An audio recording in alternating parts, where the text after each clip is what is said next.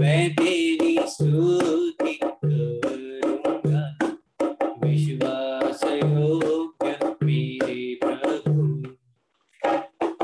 मैं तेरे प्रेम से हे प्रभु कितने ही बार दूर गया, कितने ही बार दूर गया, पर जब मैं तेरे पास आया तूने मुझे क्षमा कर दिया, विश्वास योग्य मेरे प्रभु।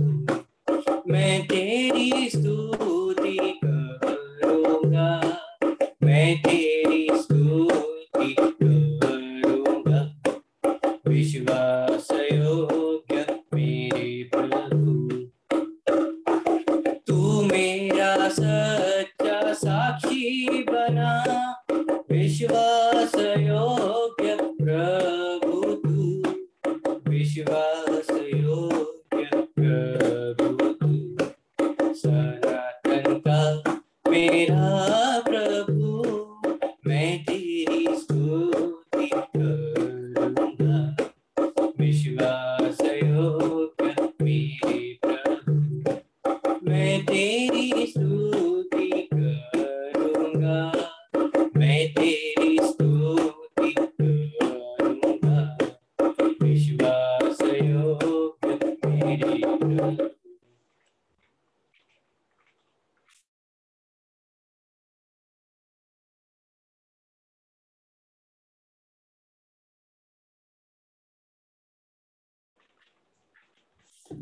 अगला गीत मैं आपके सामने प्रस्तुत करने जा रहा हूँ। उस गीत के बोले आज का दिन यहोवा ने बनाया है, बिलीवर्स हिम्स सॉन्ग नंबर 362।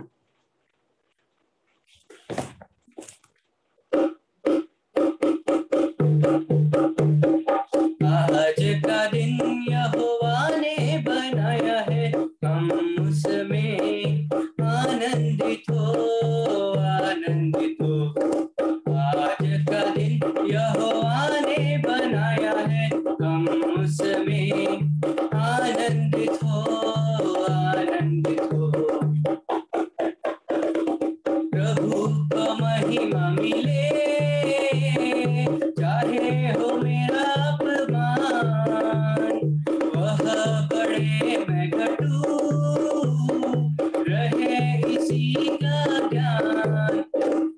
प्रभु को महिमा मिले, चाहे हो मेरा अपमान, वह बढ़े मैं घटूं, रहे इसी का ध्यान। आज का दिन यहोवा ने बनाया है, हम सभी आनंदित हो, आनंदित हो। स्तुति प्रशंसा करे, क्यों ना कुछ होता रहे, उसको हम भाते रहे, चाहे जहाँ भी रहे। स्तुति प्रशंसा करे, क्यों ना कुछ होता रहे, उसको हम भाते रहे, चाहे जहाँ भी रहे। आज का दिन यहोवा ने बनाया है, हम उसमें आनंदित हो, आनंदित हो। प्रभु का वचन मन में लो, प्रभु की आशीष लो, प्रभु बुलाता तुम्हें, आशीष में चलते रहो। प्रभु का वचन मन में लो, प्रभु की आशीष लो, प्रभु बुलाता तुम्हें,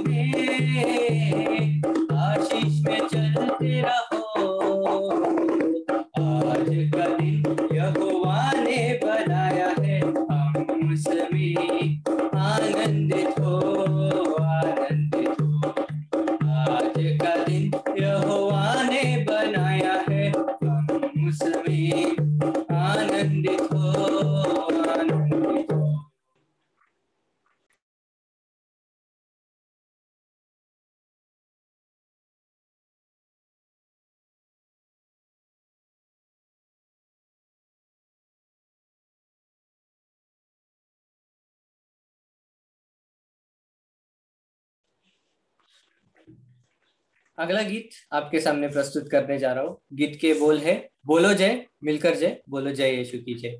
बिलीवर्स हिम्स सॉन्ग नंबर 372।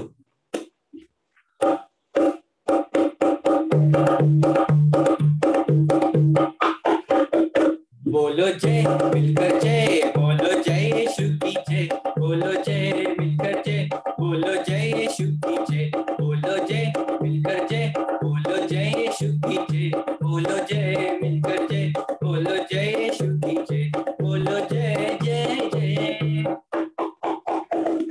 प्रेम की तेरी यही रीत मन में भर दे अपनी प्रीत, प्रेम की तेरी यही रीत मन में भर दे अपनी प्रीत।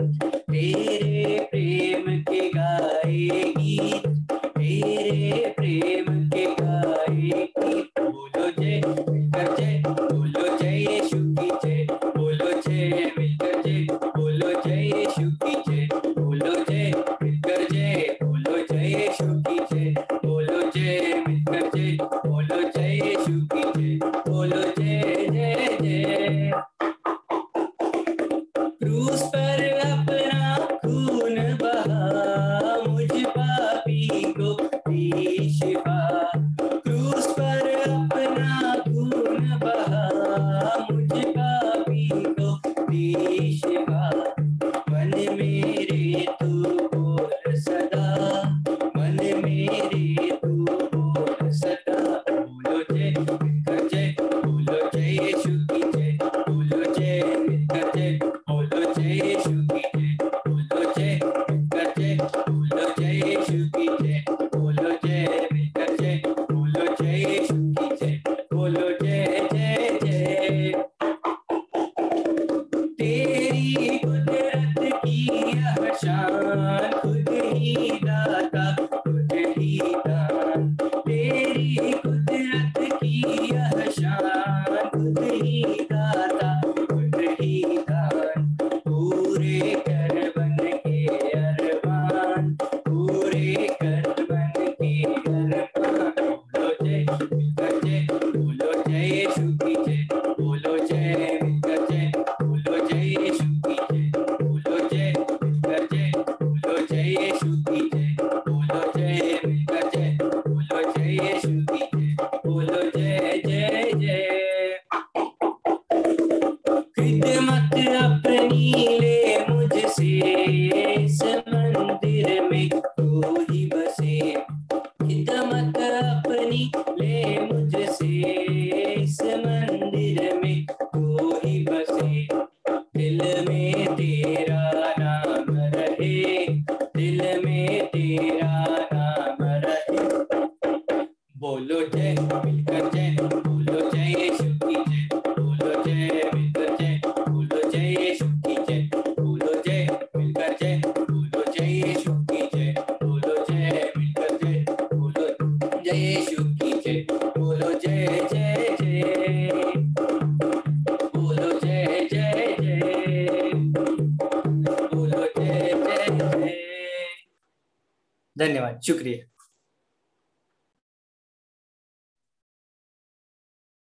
धन्यवाद brother.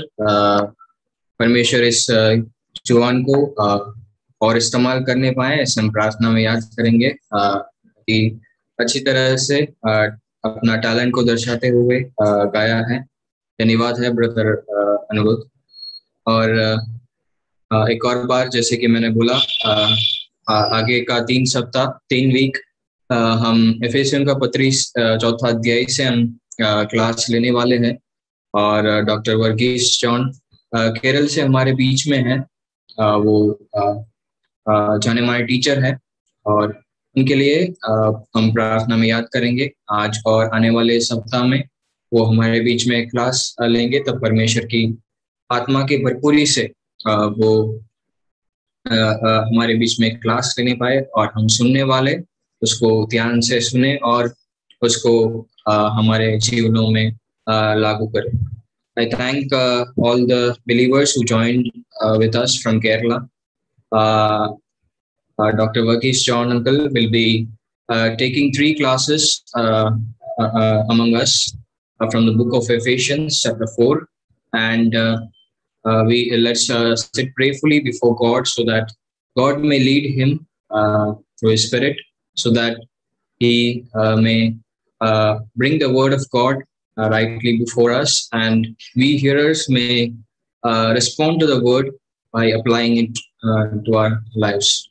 Also, the message will be translated from Malayalam to Hindi by Jacob Isaac from Radiad Assembly. Let's pray for both Varghese John uncle and Jacob Isaac uncle. I request Thomas K. Philpos uncle from Rajkot Assembly to help us in a word of prayer.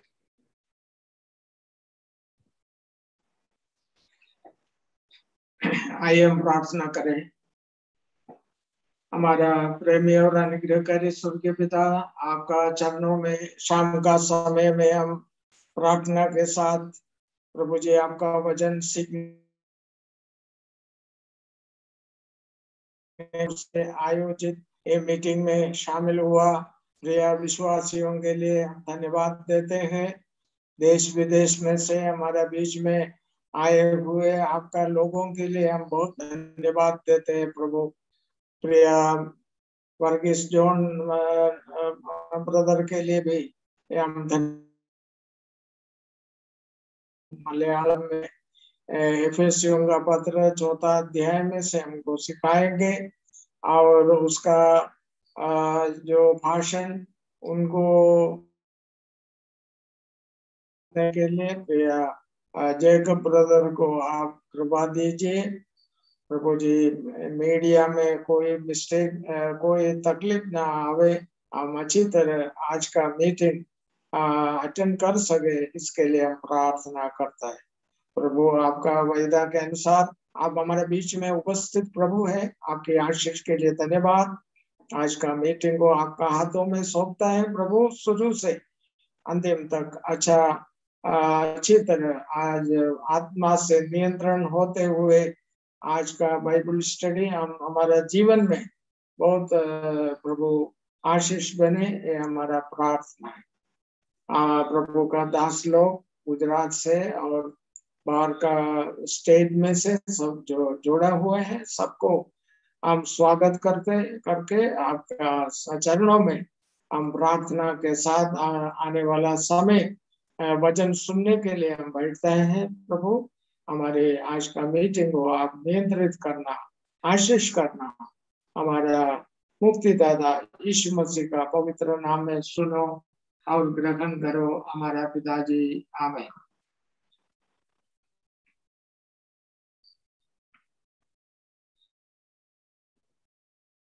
Over to Dr. Varghese John.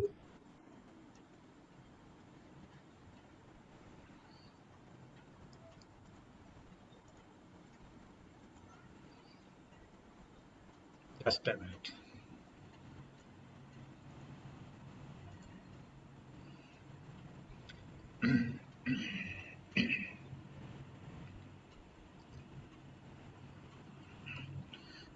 ദൈവനാമം വാഴ്ത്തപ്പെടുമാറാകട്ടെ.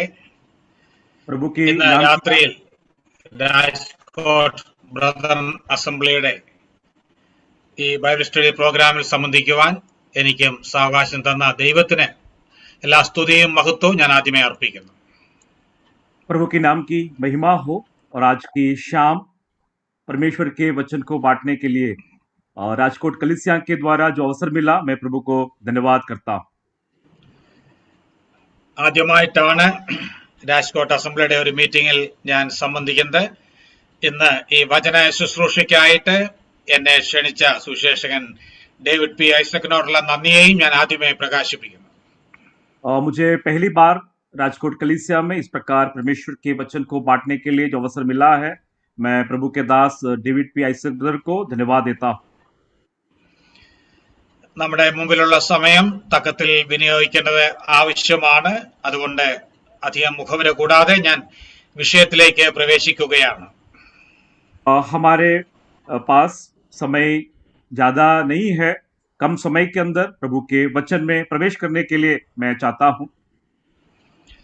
നേരത്തെ announce ചെയ്തതുപോലെ ഈ ആഴ്ചയും അടുത്ത 2 ബുധനാഴ്ചകളും ചേർന്ന് 3 ആഴ്ചകൾ കൊണ്ട് പൂർത്തിയാക്കാൻ കഴിയുന്ന ഒരു ചെറിയ പഠനമാണ് നാം ഇവിടെ ഉദ്ദേശിക്കുന്നത്. जिस प्रकार बताया गया, यह सप्ताह, यह बुधवार और आने वाले हफ्ते 2 बुधवार को इस एक पढ़ाई को मैं पूरा करने के लिए चाहता हूं. എഫേസ്യ ലേഖനം 4:1 മുതൽ 6 വരെയുള്ള വാക്യങ്ങളെ അടിസ്ഥാനമാക്കി വാക്ക് വർത്തി ഓഫ് ദ കോളിംഗ്, നിങ്ങളെ വിളിച്ച വിളിക്ക് യോഗ്യമായി നടപ്പീൻ എന്ന ഒരു വിഷയമാണ് നാം പഠിക്കാൻ പോകുന്നത്. एफेसियों की पत्रिका अध्याय 4 और कलम 1 से 6 जो है, उसमें परमेश्वर ने जो बुलाया है उस बुलाहट के आधार पर आप चले, इसके ऊपर हम अध्ययन करने वाले हैं. ആ വേദഭാഗത്തേക്ക് വരുന്നതിന് മുമ്പേ ചില കാര്യങ്ങൾ അപ്പോസ്തലനായ പൗലോസിനെ കുറിച്ചും എഫേസ്യ ലേഖനത്തെ കുറിച്ചും പൊതുവായി പറയുവാൻ ഞാൻ ആഗ്രഹിക്കുന്നു. इस अध्ययन में प्रवेश करने से पहले पौल प्रेरित के संबंध में और एफेसियों की कलीसिया के संबंध में कुछ बातें मैं आपसे बांटना चाहता हूं. അപ്പോസ്തലനായ പൗലോസിനെയാണ് ലോകം കണ്ട ഏറ്റവും വലിയ ക്രിസ്ത്യാനി എന്ന് ക്രിസ്ത്യാനികൾ പൊതുവെ പരിഗണിക്കുന്നത്. और मसीही जगत में इस प्रकार कहा जाता है कि ये जो पौलोस जो है, पतरस जो है, परमेश्वर के वचन को बहुतायत से पेश किया है, प्रस्तुत किया है. പൗലോസ് എഴുതിയിട്ടുള്ള 13 ലേഖനങ്ങൾ നമുക്ക് ലഭ്യമാണ്, എബ്രായ ലേഖനം ഒഴിവാക്കിയാൽ. पौलोस ने जो है करीबन 13 पत्रिका लिखी है, इब्रानियों की पत्रिका को छोड़कर. ഈ 13 ലേഖനങ്ങളിൽ 4 ലേഖനങ്ങളെ പ്രിസൺ എപ്പിസിൽസ്, കാരാഗ്രഹ ലേഖനങ്ങൾ എന്നാണ് വിളിക്കുന്നത്. और इन 13 पत्रिकाओं में 4 पत्रिका जो है वह बंदीगृह से लिखा गया है. എഫേസ്യർ, ഫിലിപ്പിയർ, കൊലോസ്യർ, ഫിലേമോൻ എന്നിവയാണ് ആ 4 ലേഖനങ്ങൾ. और एफएससी, फिलेमन और जो है എഫേസ്യർ, ഫിലിപ്പിയർ, കൊലോസ്യർ, ഫിലേമോൻ, कुलोसी जो है, फिलिपी जो है, फिलेमन जो है और एफएससी, 4 पत्रिका जो है बंदीगृह से लिखा गया है. ഈ 4 ലേഖനങ്ങൾ AD 60 മുതൽ 62 വരെയുള്ള കാലഘട്ടത്തിൽ പൗലോസ് റോമിലെ കാരാഗ്രഹത്തിൽ ആയിരുന്നപ്പോൾ എഴുതിയവയാണ്. और रोम के बंदीगृह में AD 60 से लेकर 62 के समय में लिखा गया था. ഈ 4 ലേഖനങ്ങളിൽ തന്നെ ഏറ്റവും ദീർഘമായത് എഫേസ്യർക്ക് എഴുതിയ ലേഖനമാണ്. और इन 4 पत्रिका में सबसे जो गहराई से लिखा गया है वो एफेसियों की पत्रिका है. എഫേസ്യ ലേഖനത്തെ ലേഖനങ്ങളുടെ റാണി എന്നാണ് വേദപണ്ഡിതന്മാർ വിളിക്കുന്നത്. और परमेश्वर के वचन के जो पंडित जो हैं, ज्ञानी जो हैं, वो इस प्रकार कहते हैं कि वह एफेसी की पत्री जो है वो रानी के समान है. അതുപോലെ പൗലോസിന്റെ ലേഖനങ്ങളുടെ കിരീടം എന്നും ഈ ലേഖനത്തെ വിളിക്കാറുണ്ട്. और इस प्रकार भी कहा जाता है कि जो पौलोस ने लिखा है वह एक मुकुट के समान है ये पत्रिका. ഈ ലേഖനത്തിലെ മുഖ്യ വിഷയം ക്രിസ്തുവിന്റെ സഭയാകുന്ന ശരീരം എന്നതാണ്. और इस पत्र की जो खासियत है, मुख्य विषय है परमेश्वर की जो कलीसिया जो है मंडली के संबंध में. പൗലോസിന്റെ ലേഖനങ്ങളെ നാം പരിശോധിച്ചാൽ മിക്കവാറും എല്ലാ ലേഖനങ്ങളിലും കാണുന്ന ഒരു പൊതുവായ ശൈലിയുണ്ട്. और पौलुस की सारी पत्रिकाएं जब हम सीखते हैं उसके कुछ खास स्टाइल या कुछ विशेषताएं हैं. തന്റെ എല്ലാ ലേഖനങ്ങളുടെയും ആദ്യ പകുതിയിൽ ഗഹനമായ ഉപദേശ വിഷയങ്ങൾ താൻ കൈകാര്യം ചെയ്യും. और अपने पत्रिका की जो आरंभ में जो है उपदेश के संबंध में वो सिखाते हैं. എന്നാൽ അതുകൊണ്ട് അവസാനിപ്പിക്കാതെ രണ്ടാം ഭാഗത്ത് വരുമ്പോൾ, രണ്ടാം പകുതിയിൽ അതിന്റെ അടിസ്ഥാനത്തിലുള്ള പ്രായോഗിക ജീവിത നിയോഗങ്ങളും താൻ തരും. और इतने से वो समाप्त नहीं करते हैं, लेकिन दूसरे भाग में जब हम आते हैं हमारे प्रायोगिक जीवन में जो नींव जो है वो किस प्रकार होना है, एक मसीही जीवन के बारे में सिखाते हैं. ആദ്യ ഭാഗത്തെ ഡോക്ട്രിൻസ് അല്ലെങ്കിൽ ഉപദേശങ്ങൾക്കാണ് താൻ പ്രാധാന്യം കൊടുക്കുന്നത്. और पहले भाग में जो है वो उपदेश को प्राधान्यता देते हैं. എന്നാൽ രണ്ടാം ഭാഗത്ത് ഡ്യൂട്ടി അല്ലെങ്കിൽ നമ്മുടെ കടപ്പാടുകൾ അവയ്ക്കാണ് പ്രാധാന്യം കൊടുക്കുന്നത്. और दूसरे भाग में हमारी जिम्मेदारी क्या है उसके ऊपर वो जोर देते हैं. ഇങ്ങനെയുള്ള ഒരു ബാലൻസ്, ഒരു സമതുലനാവസ്ഥ പൗലോസിന്റെ എല്ലാ ലേഖനങ്ങളിലും കാണാൻ സാധിക്കും. और इस प्रकार उनके सारी पत्रिकाओं में जो है बैलेंस, नहीं तो दोनों को साथ में लेकर चलना, इस बात को हम देख सकते हैं. പൗലോസ് തന്റെ ജീവിതത്തിലും ലേഖനങ്ങളിലും ഉപദേശത്തിനും പ്രായോഗിക ജീവിതത്തിനും തുല്യ പ്രാധാന്യം കൽപ്പിച്ചിരുന്നു. और पॉल प्रेरित जो थे वो अपने जीवन में उपदेश और हमारे प्रायोगिक जीवन को बहुत महत्व देते थे. ചിലപ്പോൾ ചിലർ ചോദിക്കാറുണ്ട്, ഉപദേശമാണോ ജീവിതമാണോ പ്രധാനം? कई बार कई लोग सवाल करते हैं उपदेश या जीना, ये इसमें इनमें से महत्व का विषय कौन सा है? അങ്ങനെ ചോദിക്കുമ്പോൾ ഞാൻ തിരിച്ചൊരു ചോദ്യം ചോദിക്കാറുണ്ട്. ഒരു ട്രെയിനിന്റെ ട്രെയിൻ ആണോ റെയിൽവേ ट्रैक ആണോ കൂടുതൽ പ്രധാനം?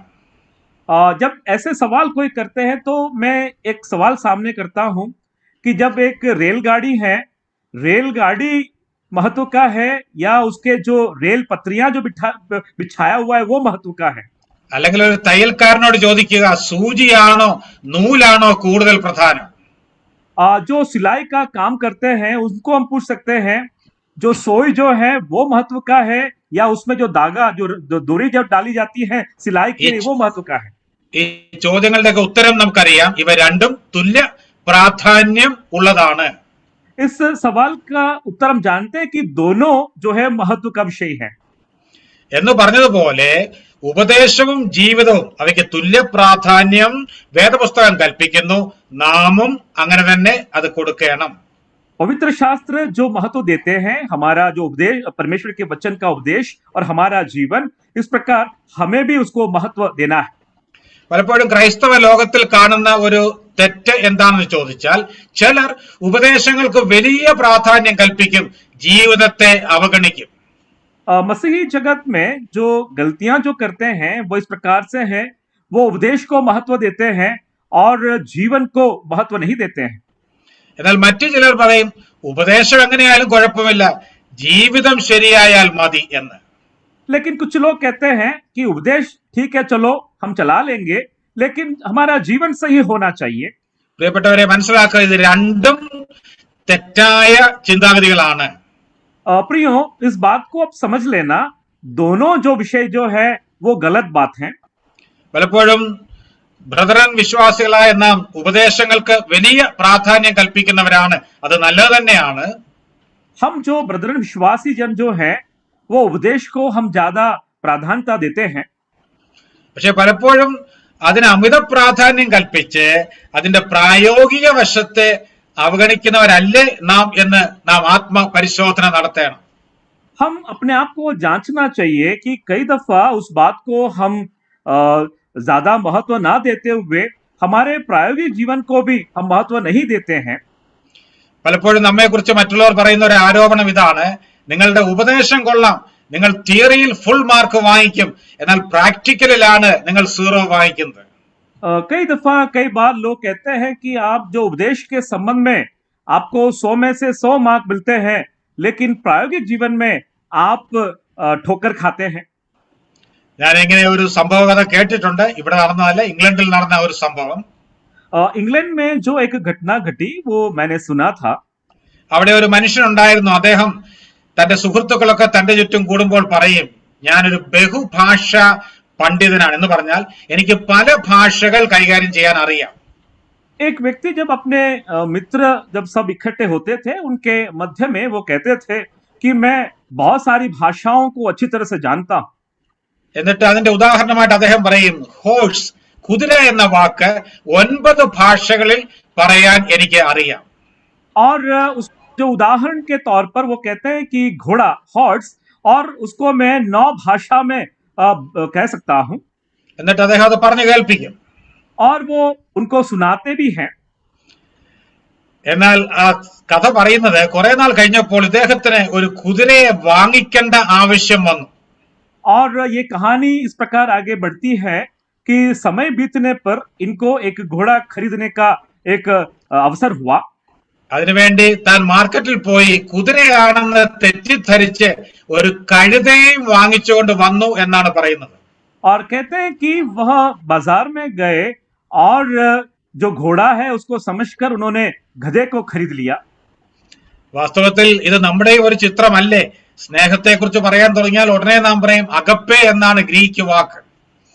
क्या ये हमारे लिए भी सही बात है कि हम प्रेम के बारे में जब कहते हैं तो ग्रीक में अगापे इस प्रकार कहा जाता है. നമുക്ക് എല്ലാ വാക്കുകളുടെയും ഗ്രീക്കും ഹീബ്രു ഒക്കെ അറിയാം, പക്ഷേ അതിന്റെ പ്രായോഗിക തലം അറിയുകയില്ല. ग्रीक और हिब्रू में हम इस शब्दों को हम जानते हैं, लेकिन उसका जो प्रायोगिक या प्रैक्टिकल तरफ हम नहीं जानते हैं. കുതിര എന്ന വാക്ക് 9 ഭാഷകൾ അറിയാമായിരുന്ന മനുഷ്യന്റെ അബദ്ധം എന്താണ്? തനിക്ക് കുതിരയും കഴുതയും കണ്ടാൽ തിരിച്ചറിയുകയില്ലായിരുന്നു. और ये घोड़ा के संबंध में जो 9 भाषा में जानता था, वो व्यक्ति इस बात में वो भरमा गया, वो घोड़ा और गधे के बीच में अंतर को नहीं परख पाया. ഇതുപോലൊരു അബദ്ധം ഉപദേശങ്ങൾക്ക് അമിത പ്രാധാന്യം കൊടുത്ത് നാം ആരും കാണിക്കരുത്. ऐसी एक गलती जो है उपदेश को ज्यादा प्राधान्यता देखकर हमें नहीं करना है. മറ്റു ചിലർ പറയും ഉപദേശം പ്രശ്നമില്ല, നല്ലതുപോലെ ജീവിച്ചാൽ പോരെ. और कुछ लोग कहते हैं कि उपदेश तो ठीक है, लेकिन अच्छा एक जीवन हमें बिताना होगा.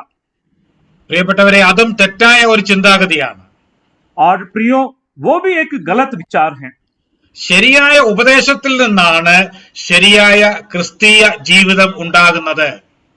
सही उपदेश से सही एक मसीही जीवन हम बना सकते हैं.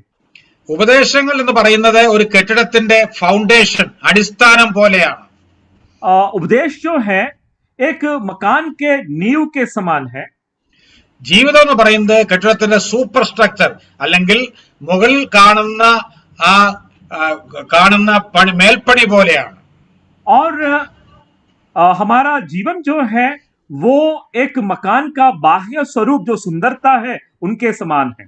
നമുക്കറിയാം ഇത് രണ്ടും തുല്യ പ്രാധാന്യം ഉള്ളതാണ്. അതുപോലെ അടിസ്ഥാനമില്ലാതെ ഒരു കെട്ടിടത്തിന് നിൽക്കാൻ കഴിയുകയുമില്ല.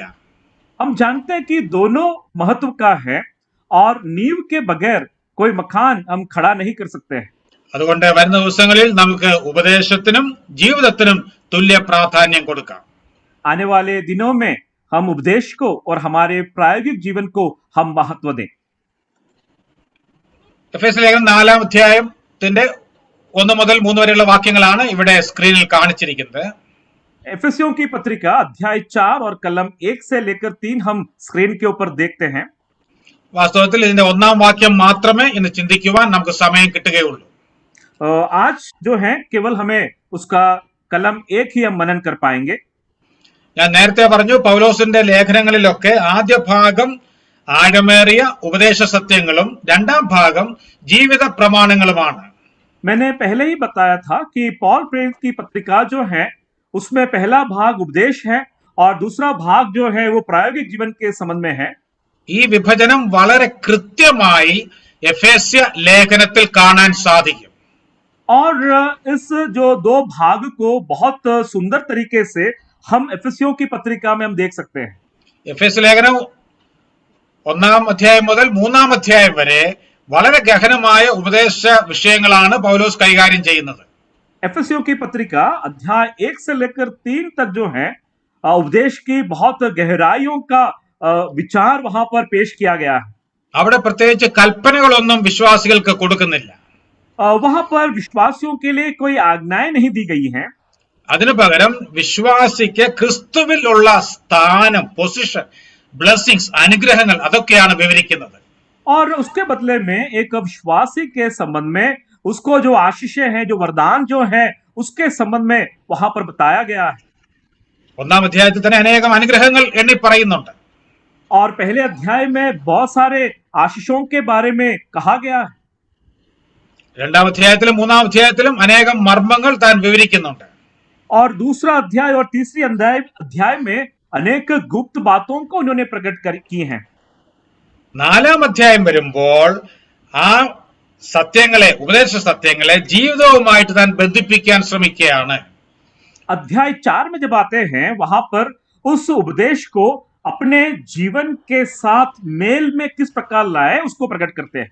അത് ഇംഗ്ലീഷിൽ നോക്കിയാൽ therefore എന്ന വാക്കുകൊണ്ടാണ് ആരംഭിക്കുന്നത്. എന്തുകൊണ്ടോ മലയാളത്തിൽ ആ വാക്ക് മിസ്സിംഗ് ആണ്. ഞാനത് അഡീഷണൽ ആയിട്ട് എഴുതി ചേർത്തിട്ടുണ്ട്. अंग्रेजी में जो शब्द प्रयोग लिखा है therefore और हिंदी में लिखा है इसलिए. അതുകൊണ്ട് എന്ന് പറഞ്ഞാണ് 4-ാം അധ്യായം ആരംഭിക്കുന്നത്. अध्याय 4 के आरंभ में इस प्रकार कहा गया है इसलिए. വാസ്തവത്തിൽ 4-ാം അധ്യായം 1-ാം വാക്യം മലയാളത്തിലെ തർജ്ജമ അത്ര കൃത്യമല്ല. ഞാൻ അത് ഒന്ന് ശരിയായ നിലയിൽ മൂലഭാഷയിൽ തർജ്ജമ ചെയ്താണ് ഇവിടെ കൊടുത്തിരിക്കുന്നത്. मलयालम में जो है कलम 1 जो है वो सही मायने में नहीं है. उसको जो अनुवाद किया गया मूल भाषा में जाकर मैंने इस बात को लेकर आया है. വാസ്തവത്തിൽ ഇങ്ങനെയാണ് 1-ാം വാക്യം വരേണ്ടത്. അതുകൊണ്ട് കർത്താവിന്റെ ബദ്ധനായിരിക്കുന്ന ഞാൻ യാചിക്കുന്നത് നിങ്ങളെ വിളിച്ചിരിക്കുന്ന വിളിക്ക് യോഗ്യമാം വണ്ണം നടന്ന്.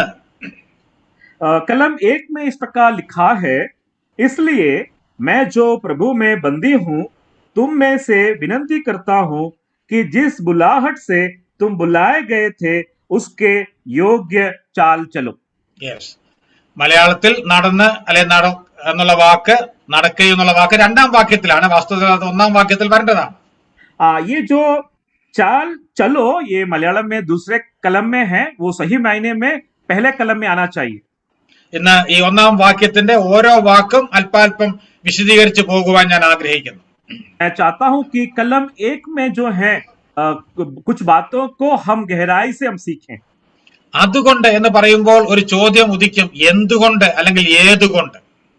इसलिए जब कहते हैं तो एक सवाल होता है कि क्यों इस प्रकार से कहा गया है. വാസ്തവത്തിൽ 1 മുതൽ 3 വരെയുള്ള അധ്യായങ്ങളിൽ വിവരിച്ച നമ്മുടെ സ്ഥാനീയമായ അനുഗ്രഹങ്ങളുടെ അടിസ്ഥാനത്തിലാണ് ഇങ്ങനെ ഒരു അപേക്ഷ പൗലോസ് ഇവിടെ നടത്തുന്നത്.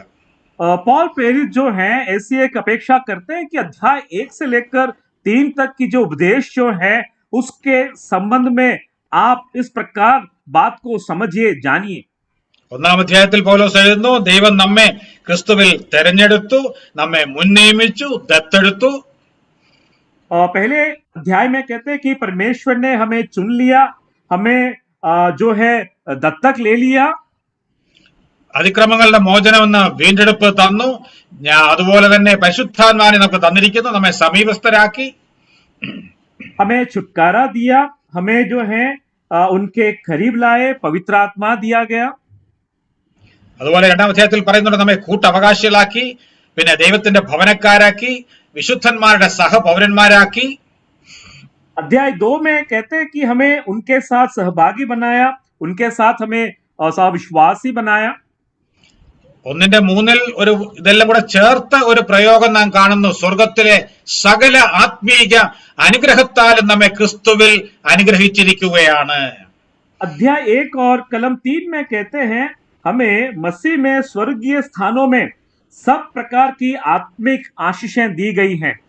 വേദ പണ്ഡിതന്മാർ പറയുന്നത് രക്ഷിക്കപ്പെട്ട സമയത്ത് ക്രിസ്തുവിൽ നമുക്ക് ലഭിച്ച അനുഗ്രഹങ്ങൾ എണ്ണി നോക്കിയാൽ ഏതാണ്ട് 30-ലധികം അനുഗ്രഹങ്ങൾ ഉണ്ട് എന്നാണ്.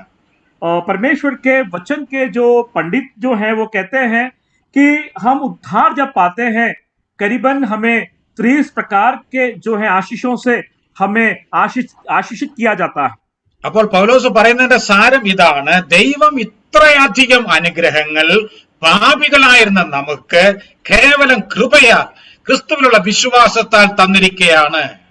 पॉल प्रेरित कहते हैं कि केवल परमेश्वर की उस दया और करुणा के द्वारा हम जो बच गए हैं, उद्धार पाए हैं, परमेश्वर ने हमें आशीष से भरपूर किया. ഇത്രയധികം നന്മകൾ അനർഹമായി ദൈവം നമ്മുടെ മേൽ ചൊരിഞ്ഞെങ്കിൽ പ്രത്യുപകാരമായി നാം ചിലത് ചെയ്യണം. इतना कुछ आशीष यदि परमेश्वर ने हमें दिया है तो हमें उसके लिए कुछ करना होगा. എന്താണ് ചെയ്യേണ്ടത്? हमें क्या करना होगा? അതുകൊണ്ട് നമ്മെ വിളിച്ച വിളിക്ക് യോഗ്യമായി നാം നടക്കണം അഥവാ ജീവിക്കണം. कहते हैं इसलिए जो हमारी जो बुलाहट जो है उसके योग्य चाल हमें चलना होगा.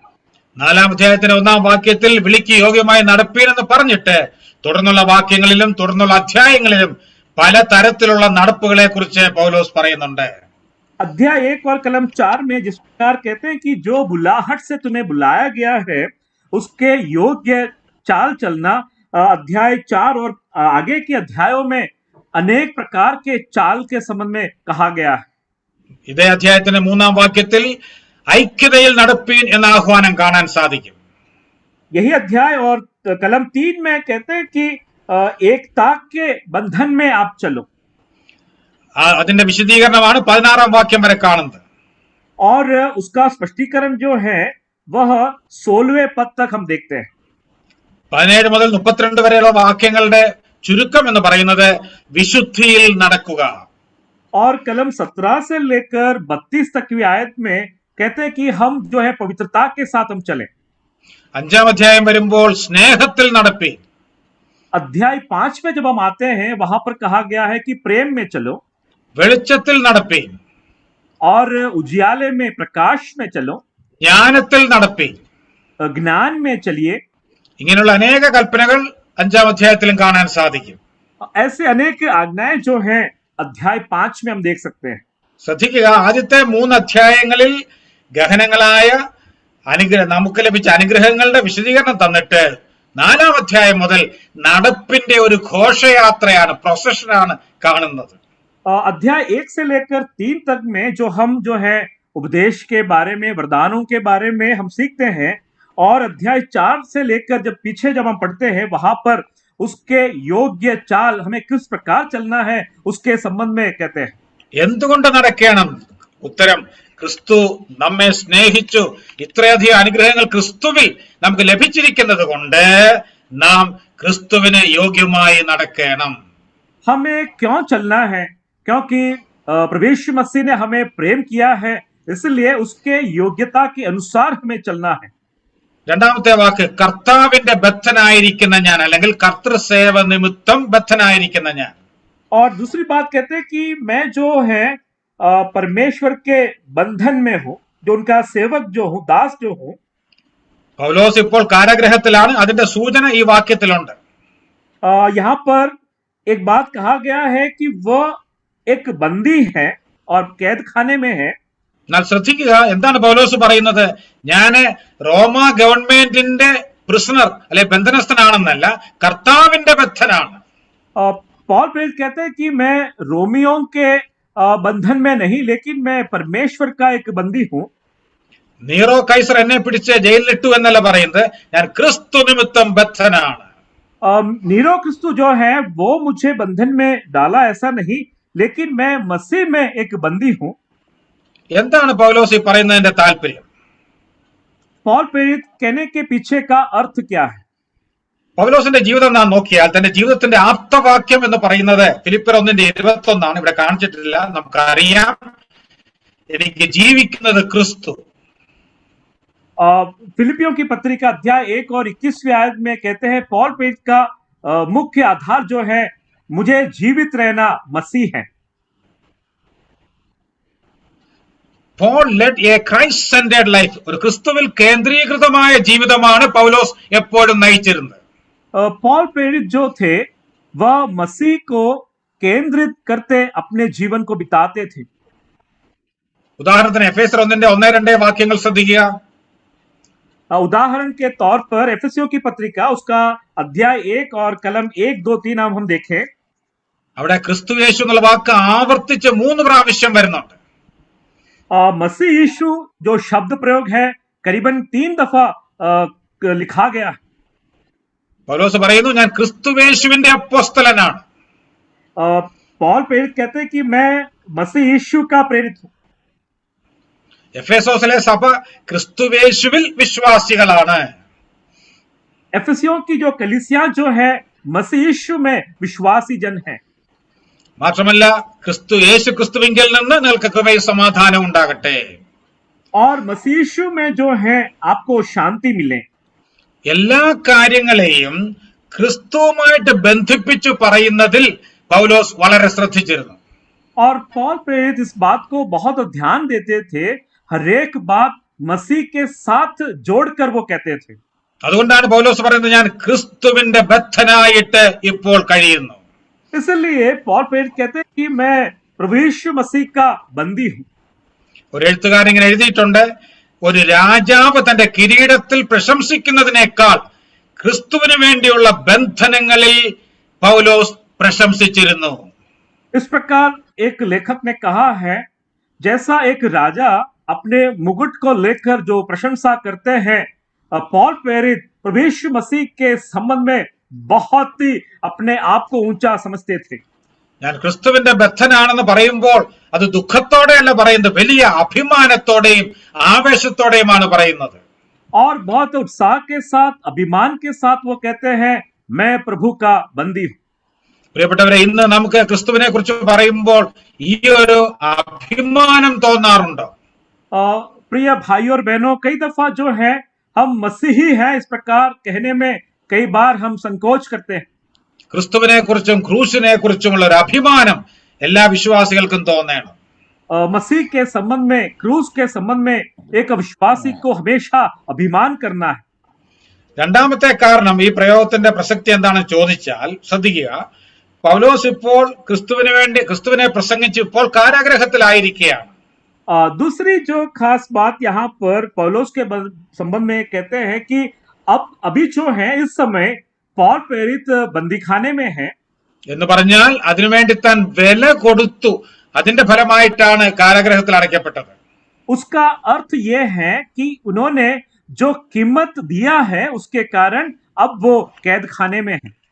അതുകൊണ്ട് ക്രിസ്തുവിന് വേണ്ടി വില കൊടുക്കുവാൻ, ത്യാഗം സഹിക്കുവാൻ മനസ്സുള്ളവർക്ക് മാത്രമേ ക്രിസ്തുവിന്റെ വിളിക്ക് യോഗ്യമായി നടക്കാൻ കഴിയുകയുള്ളൂ.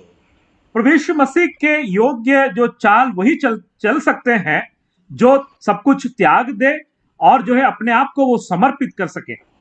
മൂന്നാമത്തെ പദം ഞാൻ യാചിക്കുന്നത്, മലയാളത്തിൽ പ്രബോധിപ്പിക്കുന്നത് എന്നാണ്, പക്ഷേ ശരിയായ തർജ്ജമ ഐ പ്ലീഡ്, യാചിക്കുന്നത്. तीसरी बात जो है कहते हैं कि मैं विनती करता हूं. ഒരു എഴുത്തുകാരൻ പറഞ്ഞിട്ടുണ്ട്, ഒരു നല്ല അർത്ഥത്തിൽ Paul was a beggar in a good sense. ഒരു നല്ല അർത്ഥത്തിൽ താൻ ഒരു യാചകനായിരുന്നു.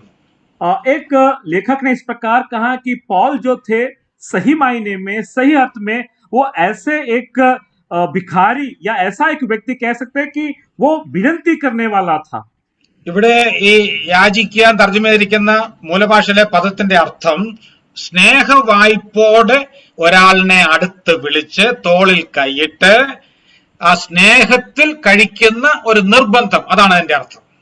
एक ऐसी बात है कि जो उनको उत्साह देते हैं कि प्रेम से किसी को बुलाए और उनके कंधों पर हाथ रखकर उनसे जो विनती करते हैं, उस बात को जो मूल भाषा में अनुवाद किया. ഇതേ വാക്കും ഇതേ പ്രയോഗവും റോമർ 12:1 മറ്റു പല സ്ഥാനങ്ങളിലും നമുക്ക് കാണാൻ സാധിക്കും. और यही जो अर्थ के साथ रोमी 12:1 में और अन्य भागों में भी हम देख सकते हैं. ശ്രദ്ധിക്കണം, പൗലോസ് അപ്പോസ്തലനായിരുന്നു, അതുകൊണ്ട് വിശ്വാസികളോട് കൽപ്പിക്കുവാൻ തനിക്ക് അധികാരമുണ്ടായിരുന്നു. अब ध्यान देना, पौल जो थे वो प्रेरित थे और विश्वासियों को वो आज्ञा कर सकते थे, दे सकते थे. എന്നാൽ ക്രിസ്തുവിന്റെ സ്നേഹത്താൽ നിർബന്ധിതനായ അപ്പോസ്തലൻ ആ സ്നേഹത്തിൽ വിശ്വാസികളോട് യാചിക്കുകയാണ്. और ये प्रेरित जो थे प्रभु यीशु मसीह के उस प्रेम के कारण वह विश्वासियों से विनती करता था. സ്നേഹത്തിലും വിനയത്തിലുമുള്ള ഒരു അഭ്യർത്ഥന. प्रेम में और नम्रता में एक जो है विनती. അടുത്ത വാക്ക്, നിങ്ങളെ വിളിച്ചിരിക്കുന്ന വിളിക്ക്. जिस बुलाहट से तुम्हें बुलाया गया. അല്പം കൂടെ ലളിതമായിട്ട് തർജ്ജമ ചെയ്താൽ, നിങ്ങളെ വിളിച്ചിരിക്കുന്ന പദവിക്ക് യോഗ്യമാവണ്ണം നടപ്പീൻ. अगर इसको और सरल भाषा में कहा जाए तो जिस तरह से आपको बुलाया उस पद के अनुसार आप योग्यता के साथ चले. ആ വിളിച്ചിരിക്കുന്ന ആ ക്രിയാപദം എന്താണ് അതിന്റെ അർത്ഥം? ये जो बुलाहट, उसका अर्थ क्या है? വിളി എന്ന് പറയുമ്പോൾ നമുക്ക് പെട്ടെന്ന് ഒരു ഇൻവിറ്റേഷൻ, ഒരു ക്ഷണം എന്ന് മാത്രമേ തോന്നുകയുള്ളൂ. बुलाहट इस शब्द का हम जो इस प्रकार सोच सकते हैं कि हमें एक निमंत्रण दिया गया है. എന്നാൽ ഈ വിളി എന്ന് പറയുമ്പോൾ പുതിയ നിയമത്തിൽ പ്രത്യേകിച്ചും ലേഖനങ്ങളിൽ വിളി എന്നുള്ളത് അല്പം കൂടെ വ്യത്യസ്തമായ അർത്ഥത്തിലാണ് ഉപയോഗിക്കുന്നത്.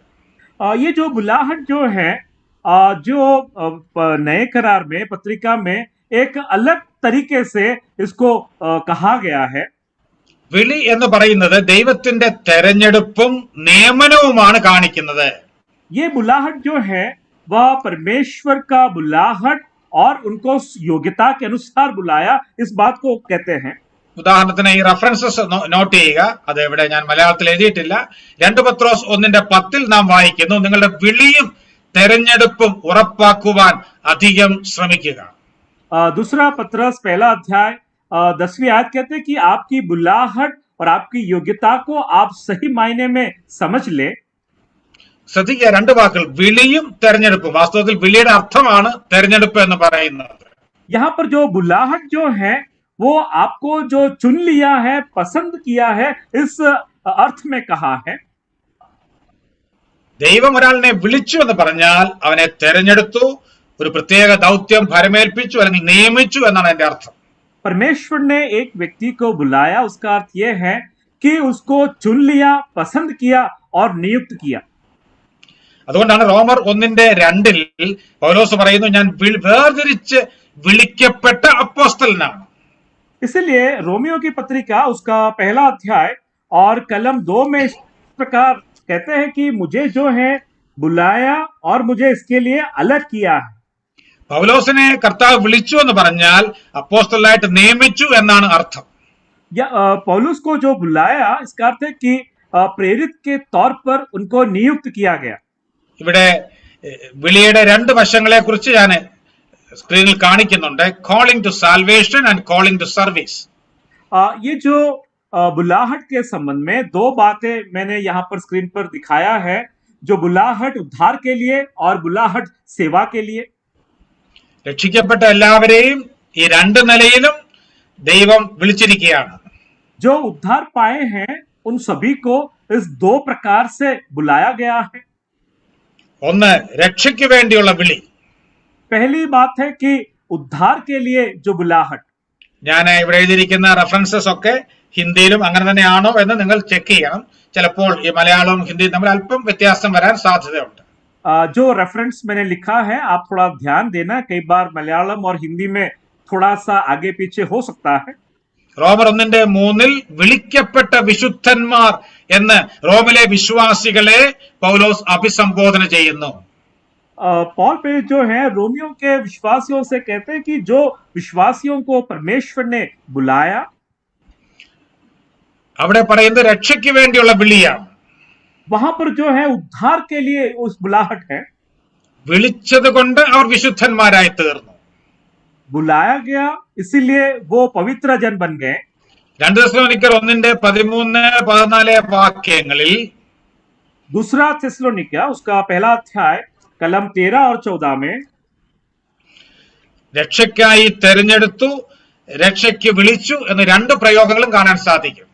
वहां पर कहते हैं कि बचाने के लिए या उद्धार के लिए बुलाया गया है, उनको चुन लिया गया है। അതുകൊണ്ട് ദൈവം എന്നും രക്ഷയ്ക്കായിട്ട് പാപികളെ വിളിക്കുന്നുണ്ട് അല്ലെങ്കിൽ തെരഞ്ഞെടുക്കുന്നുണ്ട്. परमेश्वर जो है पापियों को उद्धार के लिए जो बुलाते हैं उनको चुन लिया जाता है। അവൻ വിളിച്ചത് കൊണ്ട് നാം വിശുദ്ധന്മാരായി. परमेश्वर ने हमें बुलाया इसलिए हम उनके पवित्र जन बन गए। നമ്മുടെ വിശുദ്ധിയുടെ അടിസ്ഥാനത്തിലല്ല വിളിച്ചത്. നാം പാപികളായിരുന്നപ്പോൾ, നാം ശത്രുക്കളായിരുന്നപ്പോൾ ദൈവം വിളിച്ചു. हम जब पापी थे, हम जब शत्रु थे, तब परमेश्वर ने हमें बुलाया വിളിച്ച് വിശുദ്ധരാക്കുകയാണ്. और हमें बुलाकर हमें परमेश्वर के जन या शुद्ध या पवित्र जन बनाते हैं। ഇത് മനസ്സിലാക്കാൻ വേണ്ടി സാധാരണ പറയുന്ന ഒരു ചരിത്രത്തിലെ ഉദാഹരണമുണ്ട്. ये समझने के लिए इतिहास में एक उदाहरण है। മഹാനായ നെപ്പോളിയൻ ബോണപ്പാർട്ട് ഫ്രാൻസിലെ ചക്രവർത്തിയായി ജീവിച്ചിരുന്ന സമയത്ത് नेपोलियन बोनापार्ट जो एक फ्रांस के राजा जो थे, सम्राट जो थे, അക്കാലത്ത് നമുക്കറിയാം ഈ ചക്രവർത്തിമാർ, രാജാക്കന്മാരൊക്കെ കുതിരപ്പുറത്താണ് സഞ്ചരിക്കുന്നത്. और उस समय जो सम्राट जो थे वो घोड़ों पर सवार करते थे। ഒരു ദിവസം താൻ പതിവ് പോലെ തന്റെ സൈന്യത്തിന്റെ ഗാർഡ് ഓഫ് ഓണർ പരിശോധിക്കാൻ വേണ്ടി വന്നു. और अपने जो सेनाओं की जो है सलामी लेने के लिए अपने सेनाओं के पास वो पहुंचे। സൈന്യത്തിലെ ഓരോ വ്യക്തിയും തന്റെ കേഡർ, തന്റെ സ്ഥാനം അനുസരിച്ച് നിരനിരയായിട്ട് നിൽക്കുകയാണ്. और उनकी जो सेना में जो सेनापति जो हैं वो अपने अपने केडर के अनुसार, अपने अपने जो पद के अनुसार वो खड़े थे.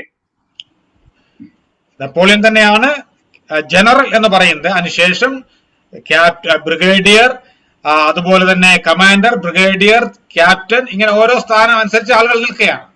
और नेपोलियन जो है वो जनरल है, उसके बाद कैप्टन, ब्रिगेडियर, ऐसे लोग अपने अपने स्थान पर खड़े थे. താനെ സാധാരണ ഇങ്ങനെ കടന്നു വന്നിട്ട് ഒരു കുതിരപ്പുറത്ത് കയറിയിട്ടാണ് ഈ സൈനികരെ എല്ലാം പരിശോധിക്കുന്നത്. और साधारण तौर पर वो आते हैं और घोड़े के ऊपर सवार होकर इस सेना की वो जांच करते हैं. നിരനിരയായി നിൽക്കുന്ന ഈ സൈന്യത്തിന്റെ ഇടയിൽ കൂടെ താൻ കുതിരപ്പുറത്ത് ഇങ്ങനെ സഞ്ചരിക്കും. और ये जो सेना जो खड़ी है उसके बीच में से अपने उस घोड़े पर सवार होकर उनको जांच पड़ताल करते हैं, परीक्षण करते हैं. എന്നാൽ അന്ന് ഒരു ദിവസം താൻ വന്ന ഈ കുതിരപ്പുറത്ത് കയറാൻ തുടങ്ങിയപ്പോൾ ഈ കുതിര അല്പം ഒന്ന് ഇടഞ്ഞു, അല്ലെങ്കിൽ അനങ്ങി. और एक दिन जब ये अपना उस घोड़े के ऊपर चढ़ने के लिए जब आए और वो चढ़ने की कोशिश कर रहे थे, ये घोड़ा थोड़ा हिलने लग गया. നെപ്പോളിയൻ താഴെ വീഴും എന്നുള്ള ഒരു ഘട്ടം വന്നു. और ऐसा एक अवसर आया, शायद नेपोलियन नीचे जमीन पर गिर जाएंगे. അപ്പോൾ അത് കണ്ടുകൊണ്ട് നിന്ന ആ സൈന്യത്തിലെ ഏറെക്കുറെ താഴത്തെ കേഡറിലുള്ള ഒരു സാധാരണ പടയാളി ഓടി വന്ന് ഈ കുതിരയുടെ കടിഞ്ഞാൻ പിടിച്ച് നെപ്പോളിയനെ വീഴാതെ കുതിരപ്പുറത്ത് കയറാൻ സഹായിച്ചു. और इस सेना में सबसे जो छोटे पद में जो सैनिक जो था वो दौड़कर आकर उस घोड़े के लगाम को पकड़ लिया और नेपोलियन को गिरने से बचा लिया और उनको उस घोड़े पर बिठा दिया. അപ്പോൾ അധികം ആ സന്തോഷം കൊണ്ടോ നന്ദി കൊണ്ടോ നെപ്പോളിയൻ ഇങ്ങനെ പറഞ്ഞു, താങ്ക് യു മിസ്റ്റർ ക്യാപ്റ്റൻ. और ये आनंद से या खुशी से नेपोलियन ने कहा, धन्यवाद कैप्टन. അബദ്ധത്തിൽ അങ്ങ് പറഞ്ഞു പോയതാണ്. എന്നാൽ ഈ പടയാളി എന്താണ് ചെയ്തതെന്ന് അറിയാമോ? इन्होंने गलती से ये कहा, लेकिन ये सैनिक ने क्या किया आप जानते हैं? ഇദ്ദേഹം ക്യാപ്റ്റൻ അല്ല, ഒരു സാധാരണ പടയാളിയാണ്. और ये जो व्यक्ति आया था वो कैप्टन नहीं था, वो साधारण एक सैनिक था. അദ്ദേഹം ഓടിച്ചെന്ന് ക്യാപ്റ്റന്മാർ നിൽക്കുന്ന ആ നിരയിൽ അങ്ങ് നിന്നു. और ये व्यक्ति दौड़कर जो कैप्टन्स जो खड़े थे उनके साथ जाकर खड़ा हो गया. മറ്റുള്ളവർ ചോദിച്ചു, നീ എന്തിനാണ് ഇവിടെ വന്ന് നിൽക്കുന്നത്? और बाकी लोगों ने सवाल किया, तू क्यों यहाँ आकर खड़ा है? അപ്പോൾ അദ്ദേഹം പറഞ്ഞു, ചക്രവർത്തി എന്നെ ക്യാപ്റ്റൻ എന്ന് വിളിച്ചു, അതുകൊണ്ട് ഇന്നു മുതൽ ഞാൻ ക്യാപ്റ്റനാണ്. और उन्होंने उसका उत्तर दिया, सम्राट ने मुझे कैप्टन कहा, इसका अर्थ है कि मैं आज से कैप्टन हूं. ചരിത്രം പറയുന്നത് അന്ന് തന്നെ ചക്രവർത്തി ഇദ്ദേഹത്തെ ക്യാപ്റ്റനായിട്ട് അവരോധിച്ചു എന്നാണ്. और इतिहास कहते हैं कि उसी समय उस सम्राट ने उनको कैप्टन नियुक्त किया.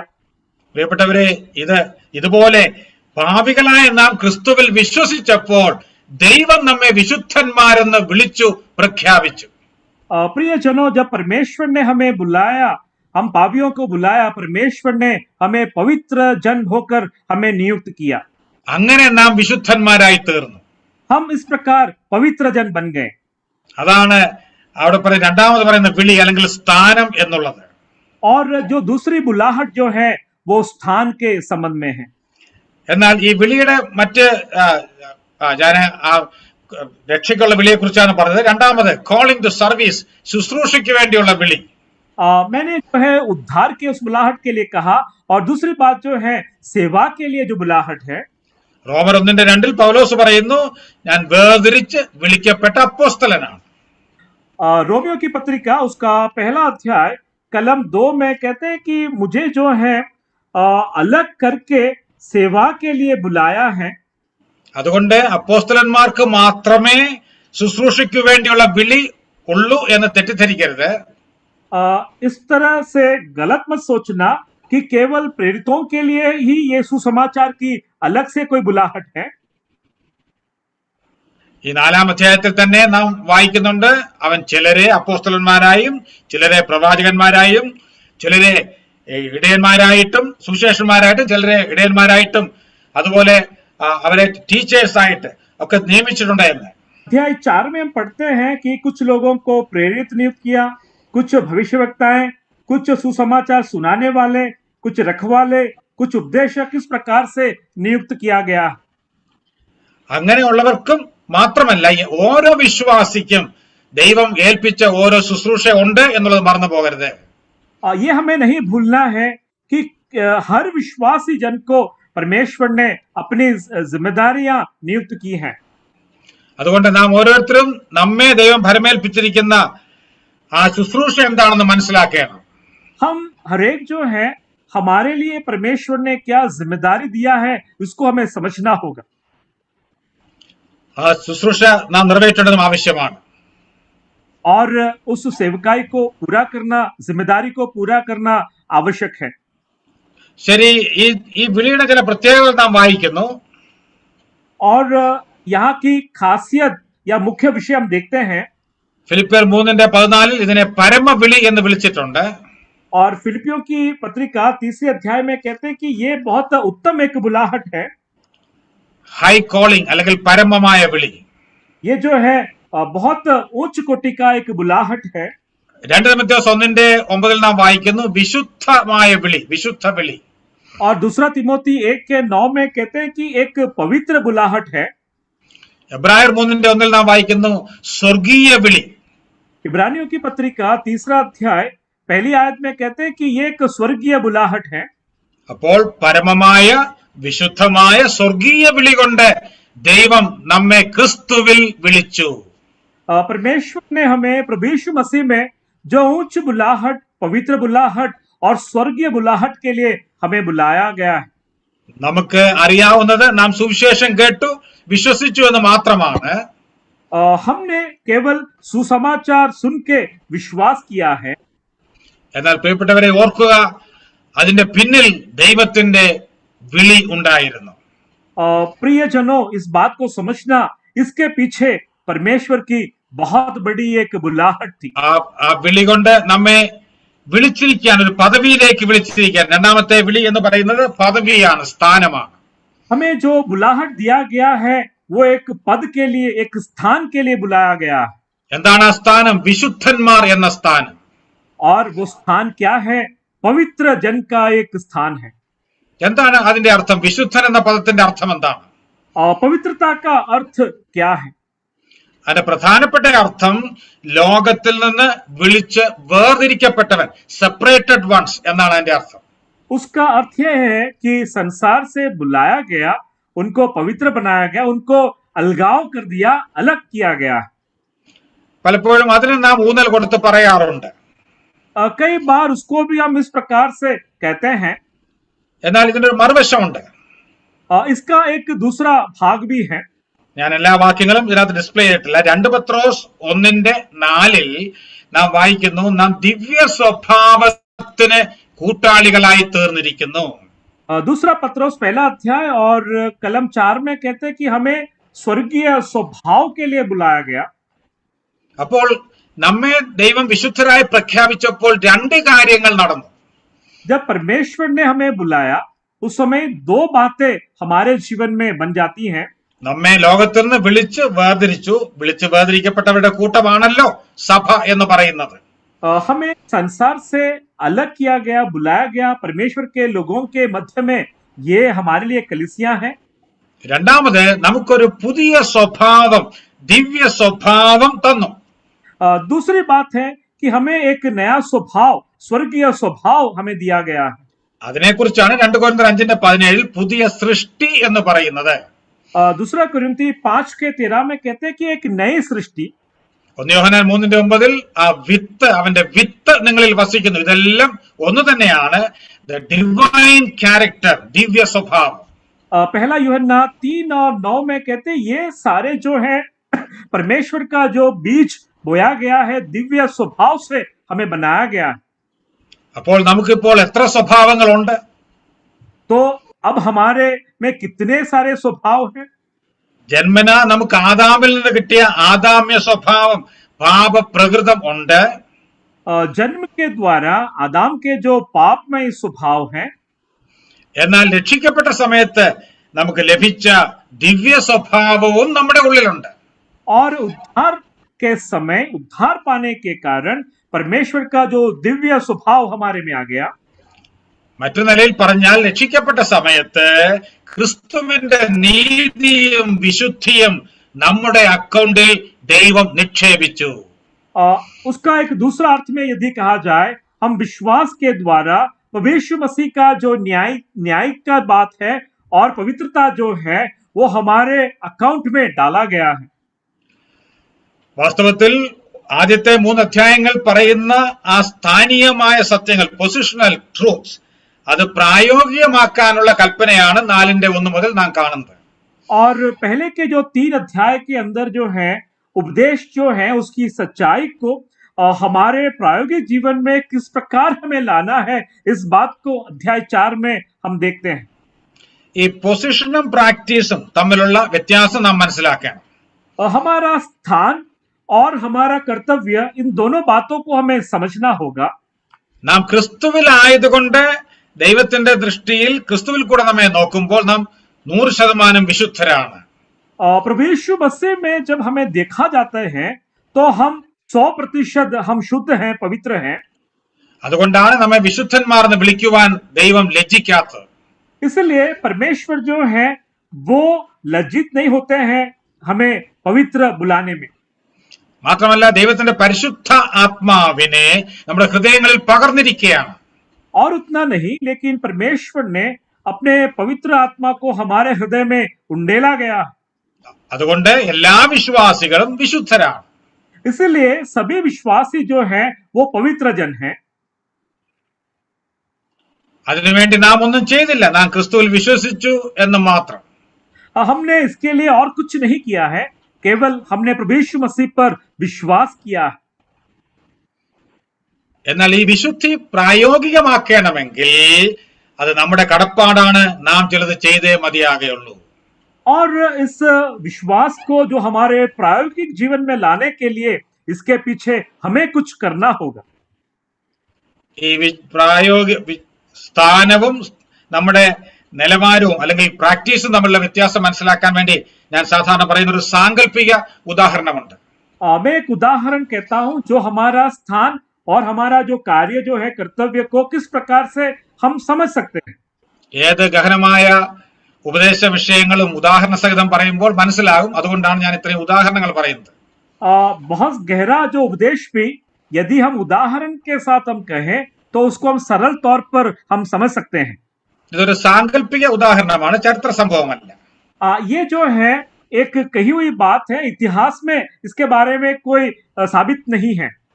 നാം ഇങ്ങനെ സങ്കല്പിക്കുക, നിങ്ങളുടെ പട്ടണത്തിൽ ഒരു സ്ട്രീറ്റ് കോർണറിൽ ഒരു യാചകൻ, ഭിക്ഷക്കാരൻ ഇരിക്കുന്നു. आप ऐसा सोचिए कि आपके नगर में जो रास्ता जो है, रोड के ऊपर कोई एक कोने पर एक जो भिखारी जो है वो खड़ा है. അദ്ദേഹം എല്ലാ ദിവസവും രാവിലെ അവിടെ വന്നിരിക്കും. തന്റെ കയ്യിൽ ഒരു ഭിക്ഷാപാത്രമുണ്ട്. കടന്നു വരുന്നവരോട് ഭിക്ഷ ചോദിക്കും. വൈകിട്ട് അതെല്ലാം കളക്ട് ചെയ്ത് താൻ വീട്ടിലേക്ക് പോകും. और ये जो भिखारी जो है वो भीख मांगने का बर्तन है, वो लेकर आते हैं. हर रोज सुबह आते हैं, भीख मांगते हैं और शाम को जो भी इकट्ठा किया वो लेकर चले जाते हैं. ഒരു ദിവസം ആ നാട്ടിലെ വളരെ ധനികനായ ഒരു മനുഷ്യൻ, ഒരു ക്രോർപതി അതുവഴി കടന്നു വരികയാണ്. അദ്ദേഹത്തിന് ഈ ഭിക്ഷക്കാരനോട് ദയ തോന്നുന്നു. एक दिन जो है उस नगर के सबसे धनिक जो है करोड़पति व्यक्ति आता है और इस भिखारी के ऊपर जो है वो कुछ दया दिखाता है. അദ്ദേഹം ഇദ്ദേഹത്തിന്റെ പേരൊക്കെ ചോദിക്കുന്നു. അതിനുശേഷം അടുത്തുള്ള ബാങ്കിൽ ചെന്ന് ഈ യാചകന്റെ പേരിൽ 10 ലക്ഷം രൂപ നിക്ഷേപിക്കുന്നു എന്ന് സങ്കല്പിക്കുക. और ये व्यक्ति जो है इनका नाम सब सवाल करते हैं, पूछते हैं और उसके बाद पास में जो बैंक है उसमें जाकर वो 10 लाख रुपया इस भिखारी के नाम में कुछ सोच विचार करते हैं. അതിനുശേഷം മടങ്ങി വന്ന് ആ പാസ്ബുക്ക് ഈ യാചകന് കൊടുക്കുന്നു. और ये पासबुक लेकर आते हैं और इस भिखारी को देते हैं. എന്നിട്ട് അവനോട് പറയുന്നു, നിന്റെ പേരിൽ ഞാൻ 10 ലക്ഷം രൂപ നിക്ഷേപിച്ചിട്ടുണ്ട്, ഈ പണം നിന്റേതാണ്, നിനക്ക് ഇഷ്ടമുള്ളതുപോലെ അത് ഉപയോഗിക്കാം. और इस भिखारी के नाम में 10 लाख रुपया जो है अलग करके ये पासबुक उनको देकर कहते हैं कि ये 10 लाख जो है वो तुम्हारा है और तुमको जैसे चाहे ऐसा इस्तेमाल कर सकते हैं. ആ യാചകന് വളരെ സന്തോഷമായി. അദ്ദേഹം ഈ നല്ല മനുഷ്യന് നന്ദി പറയുന്നു. ആ നല്ല മനുഷ്യൻ, ആ ധനികനായ മനുഷ്യൻ തന്റെ വഴിക്ക് പോകുന്നു. और ये बहुत भिखारी खुश होते हैं और धन्यवाद कहते हैं, वहां से दोनों अलग हो जाते हैं. നമുക്കറിയാം ഇങ്ങനെ സാധാരണ സംഭവിക്കുകയില്ല. ഇതൊരു സാങ്കല്പിക ഉദാഹരണമാണ്. हम जानते हैं ये सही मायने में होते नहीं है, लेकिन ये एक कल्पना है. ആ മനുഷ്യൻ, ആ യാചകൻ ആ പാസ്ബുക്കുമായി വീട്ടിൽ പോകുന്നു. പക്ഷേ പിറ്റേ ദിവസം രാവിലെയും താൻ പതിവ് പോലെ കടന്നു വന്ന് തന്റെ ഭിക്ഷാടനം തുടരുകയാണ്. और ये व्यक्ति जो है पासबुक लेकर घर जाते हैं, लेकिन दूसरा दिन भी वो अपने क्रम के अनुसार भीख मांगने के लिए वहां आकर बैठते हैं. എന്നാൽ ഇപ്പോൾ ഒരു വ്യത്യാസമുണ്ട്. ഇന്നലെ വരെ തന്റെ വലങ്കയിൽ ഒരു ഭിക്ഷാപാത്രം ഉണ്ടായിരുന്നു. എന്നാൽ ഇന്ന് വലങ്കയിൽ ഭിക്ഷാപാത്രവും ഇടം കൈയിലാത്ത പാസ്ബുക്കും താൻ മുറുകെ പിടിച്ചിട്ടുണ്ട്. और अब के बार जो है उस भिखारी में थोड़ा परिवर्तन है, क्योंकि उनके दाहिने हाथ में कटोरा है और बाएं हाथ में जो है वो पासबुक है. ഇനി ഒരു ചോദ്യം ഞാൻ നിങ്ങളോട് ചോദിക്കുകയാണ്. സൂം മീറ്റിംഗ് ആയതുകൊണ്ട് ഉത്തരം പറയാൻ നിർവാഹമില്ല, എങ്കിലും ചോദിക്കുകയാണ്. ये जूम मीटिंग के कारण मैं सवाल कर सकता हूं, लेकिन उत्तर नहीं सुन सकता. लेकिन मैं एक सवाल आपसे करना चाहता हूं. ഇപ്പോൾ ഈ മനുഷ്യൻ ഒരു യാചകനാണോ ലക്ഷാധിപതിയാണോ? अब जो है ये व्यक्ति जो है एक भिखारी है या ये लखपति है? ഒരു പക്ഷേ ചിലർ പറയും യാചകനാണ്, മറ്റു ചിലർ പറയും ലക്ഷാധിപതിയാണ്. शायद कुछ लोग कहेंगे कि ये एक भिखारी है और कुछ लोग ऐसे भी कह सकते हैं कि एक लखपति है. വേറെ ചിലർ പറയും യാചകനായ ലക്ഷാധിപതിയാണ്. और कई लोग ऐसे भी कहेंगे ये ऐसा एक भिखारी है जो लखपति भी है. ഇന്നലെ വരെ താൻ ആരായിരുന്നു? ഒറ്റ ഉത്തരമേ ഉള്ളൂ, താൻ യാചകനായിരുന്നു. कल तक वो कौन था? वो केवल एक भिखारी समान था. എന്നാൽ ഇപ്പോൾ എന്താണ് നമുക്കൊരു സംശയം വരാൻ കാരണം? लेकिन अब एक शंका पैदा होने के पीछे कारण और वजह क्या है? തന്റെ പേരിൽ 10 ലക്ഷം രൂപ നിക്ഷേപിച്ചിട്ടുണ്ട്, അതുകൊണ്ട് ഒരർത്ഥത്തിൽ താൻ ലക്ഷാധിപതിയാണ്. പക്ഷേ താൻ യാചകന്റെ ജോലിയാണ് ചെയ്യുന്നത്. उनके नाम में 10 लाख रुपया जो है वो अलग किया गया है, बैंक में रखा गया है, लेकिन फिर भी आज जो काम करता है वो भीख मांगने का काम करते हैं. അതുകൊണ്ട് ശരിയായ ഉത്തരം ഇതാണ്. In principle he is A millionaire, but in practice he is still A bugger. ये इस प्रकार कहा जा सकता है, सही मायने में वो एक लखपति है, लेकिन अब जो पेशा जो है कार्य करते हैं वो एक भिखारी का कार्य है. ശരി, ഇങ്ങനെയുള്ള ലക്ഷാധിപതികളായ യാചകന്മാരെ നാം ആരെങ്കിലും കണ്ടിട്ടുണ്ടോ? क्या ऐसा एक भिखारी जो लखपति है, क्या हम में से किसी ने देखा है? കണ്ടിട്ടില്ലായിരിക്കാം. എന്നാൽ ആത്മീയ അർത്ഥത്തിൽ ഇങ്ങനെയുള്ള ലക്ഷാധിപതികളായ യാചകന്മാർ ഉണ്ട്. हमने देखा नहीं है, लेकिन आत्मिक बातों में ऐसे भिखारी हैं जो लखपति हैं. ഇതുവരെ ആരെയും അങ്ങനെ കണ്ടിട്ടില്ലെങ്കിൽ ഇന്ന് ഈ മീറ്റിംഗ് കഴിഞ്ഞിട്ട് നിങ്ങളുടെ റൂമിൽ ചെന്ന് ആ മിററിലോട്ട് ഒന്ന് നോക്കിയാൽ ഒരാളെങ്കിലും കാണാൻ സാധിക്കും. अगर आपने किसी को भी नहीं देखा है तो ये मीटिंग के बाद आप अपने घर में जो आईना के सामने जाकर देखना, आप जरूर एक भिखारी को देख पाएंगे. വാസ്തവത്തിൽ എഫെസോസിലെ വിശ്വാസികളുടെയും അവസ്ഥ ഇതുതന്നെ ആയിരുന്നു. ക്രിസ്തുവിൽ അവർ സമ്പന്നരായിരുന്നു, പക്ഷേ അതിനെക്കുറിച്ച് അറിവില്ലാതെ യാചകരെ പോലെ അവർ ജീവിച്ചു. एफेसियों के विश्वासी जन भी ऐसे ही थे. प्रभु यीशु मसीह में वो धनिक थे, संपत्तिवान थे, लेकिन वो इस सच्चाई के बारे में अनजान थे. ശരി, അടുത്ത പദത്തിലേക്ക് ഞാൻ വരട്ടെ. വിളിക്ക് യോഗ്യമാം വണ്ണം നടപ്പീൻ. और दूसरे पद में हम आ जाएं, बुलाए गए कि योग्यता के अनुसार चलें. ആ യോഗ്യം എന്നുള്ളത് തർജ്ജമയിരിക്കുന്ന മൂലഭാഷയിലെ പദം ആക്സിയോസ് എന്ന ഗ്രീക്ക് വാക്കാണ്. അതിന്റെ അർത്ഥം മേക്ക് ദ വെയിറ്റ് ഈക്വൽ, ഭാരം തുല്യമാക്കുക. योग्य जो हिब्रू भाषा में जो है इस प्रकार कहते हैं कि दोनों वजन को एक समान आप बनाइए. എന്ന് പറഞ്ഞാൽ ഈ വാക്ക് ഉണ്ടായത് പഴയ കാലത്തെ ഈ ത്രാസ്, ഞാൻ ചിത്രം കാണിച്ചിട്ടുണ്ട്, ബാലൻസ് അല്ലെങ്കിൽ ആ തുലാസിൽ നിന്നാണ് ഈ ആശയം വന്നിട്ടുള്ളത്. ഞാനത് വിശദീകരിക്കാം. मैं इसलिए कहना चाहता हूं क्योंकि ये जो स्क्रीन पे आप देख रहे हैं, जो वजन करने का जो कांटा है, इसके ऊपर से ये शब्द प्रयोग आया है। നമുക്കറിയാം ഇന്നത്തെ നമ്മുടെ ബാലൻസ് ഇങ്ങനെയാണെന്ന് എനിക്ക് തോന്നുന്നില്ല. ഡിജിറ്റൽ ബാലൻസ് ആണ്. സാധനം എടുത്തു വെച്ചാൽ എത്ര ഗ്രാം ഉണ്ട്, കിലോഗ്രാം ഉണ്ടെന്നുള്ളത് കൃത്യമായിട്ട് എഴുതി കാണിക്കും. और आज का जो वजन करने का जो कांटा जो है, ऐसा नहीं है, वो डिजिटल है, उसमें किलो और ग्राम और सब अलग अलग दिखाते हैं लिखकर. എന്നാൽ ചുരുക്കം ചില കടകളിൽ ഇങ്ങനെയുള്ള ബാലൻസും കാണും. കഴിഞ്ഞ ഒരു 10 വർഷം മുമ്പ് വരെ എല്ലായിടത്തും ഇങ്ങനെയുള്ള ബാലൻസ് ഉണ്ടായിരുന്നു. करीबन 10 साल पहले जो है इस प्रकार से जो वजन करने वाला जो कांटा जो है, त्रास जो है, वो था, वो हम देख सकते हैं. ശരി, ഈ ത്രാസ് എങ്ങനെയാണ് ഉപയോഗിക്കുന്നത്? और ये वजन कांटे को किस प्रकार इस्तेमाल करते हैं? ഉദാഹരണത്തിന് നാം ഒരു കടയിൽ ചെന്ന് 2 കിലോ അരി വേണം എന്ന് പറഞ്ഞാൽ, उदाहरण के तौर पर अगर एक दुकान में जाकर हम कहते हैं कि 2 किलो चावल चाहिए, അതിന്റെ ഒരു തട്ടിൽ ആ കടക്കാരൻ ആ 2 കിലോ വെയിറ്റ് ഇടും. അപ്പോൾ ആ തട്ട് താന്നു നിൽക്കും. ഈ ചിത്രത്തിൽ കാണുന്ന പോലെ അത് താന്നു നിൽക്കും. और उस दुकान में जो है दुकानदार जो है वो एक त्रास में जो है वो 2 किलो का वजन रखेगा. എന്നാൽ മറ്റേ തട്ട് ഉയർന്നു നിൽക്കും. उसके कारण वो नीचे रहेगा और दूसरा जो त्रास है वो ऊंचा चला जाएगा. ഈ 2 തട്ടുകളും ഒരേ ലെവലിൽ ആക്കണമെങ്കിൽ എന്ത് ചെയ്യണം? ये वजन कांटे का त्रास को अगर दोनों बराबर करना है तो उसके लिए क्या करना होगा? മറ്റേ തട്ടിൽ അതിന് തുല്യമായ 2 കിലോ അരി നിക്ഷേപിക്കുമ്പോൾ ഈ 2 തട്ടുകളും ഒരേ ലെവലിൽ വരും. അതിനെയാണ് ആക്സിയോസ് എന്ന് പറയുന്നത്. और दूसरे हिस्से में 2 किलो चावल या जो भी चीज रखेंगे तब दोनों बराबर बन जाएंगे. इसके एक्सियोस इस प्रकार कहा जाता है. അതുകൊണ്ട് ഇവിടെ പൗലോസ് പറയുന്നത്, പ്രിയമുള്ളവരെ, ദൈവം ക്രിസ്തുവിൽ വലിയ സമ്പത്ത് നിങ്ങളുടെ പേര് നിക്ഷേപിച്ചിരിക്കുകയാണ്. ഇനി മറ്റേ അത് ഉപദേശപരമായ കാര്യമാണ്, സ്ഥാനീയമായ കാര്യമാണ്. पॉल प्रेरित कहते हैं कि प्रिय विश्वासी जन, प्रभु यीशु मसीह में बहुत धन संपत्ति आपके लिए रखा गया है. എന്നാൽ മറ്റേ തട്ട്, നിങ്ങളുടെ ജീവിതമാകുന്ന തട്ട് ഈ നിലവാരത്തിൽ നിങ്ങൾ കൊണ്ടുവരണം. और जो वजन कांटे का जो दूसरा हिस्सा जो है उस त्रास में जो है आपके जीवन का योग्य चाल के अनुसार उसको लाना होगा. അതിനുവേണ്ടി നിങ്ങൾ ചില കാര്യങ്ങൾ ചെയ്യണം.